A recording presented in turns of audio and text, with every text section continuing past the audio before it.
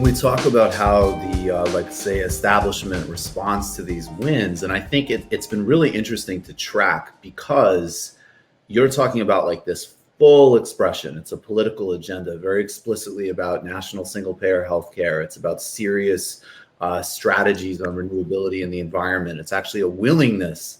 And I hope people won't lose sight of this. We'll see what happens. But Jamaal Bowman was willing to question key U.S. foreign policy brutalities, which Eliot Engel was a main conductor of in his role as head of the Foreign Relations Committee. So, and I've noticed, and I'm forgetting it, I don't have it in front of me, but one of the pod save guys went very quickly to the identity part of the equation. Like, okay, yeah, like there are these cool candidates, they're younger, they represent their constituencies, and of course that's an element of it. But we know that the mainstream of the Democratic Party, I mean, they're in a coming to America moment. We saw the kneel.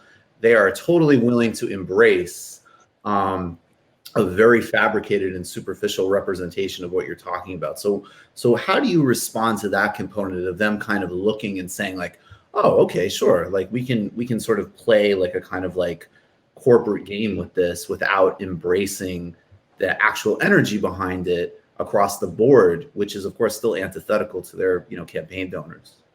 Well, what we saw, for example, in Jamaal Bowman's race against Eliot Engel was the people among the establishment who share, at very least, a basic identity with Jamaal Bowman, such as the Congressional Black Caucus. We saw them rally around the establishment candidate because it serves their own interests as the establishment. It serves to to help them stay in power, and also of course it serves their class interests, right? And so I think that alone, if they learn from this, and they should learn from this, that it's not enough to appeal to these superficial things and sort of fake solidarity with the movement based on these superficial things, then that's really what they should be learning from this. I'm not, it's yet to be seen if the political establishment is going to finally come around and recognize, these are winning campaigns because not only because the candidates are representative of their districts, and they're more, certainly in New York, Black and brown New Yorkers are more represented when we don't just have old white men in office. But additionally, they are speaking to the policies that people support, such as Medicare for all, such as a Green New Deal, such as the U.S.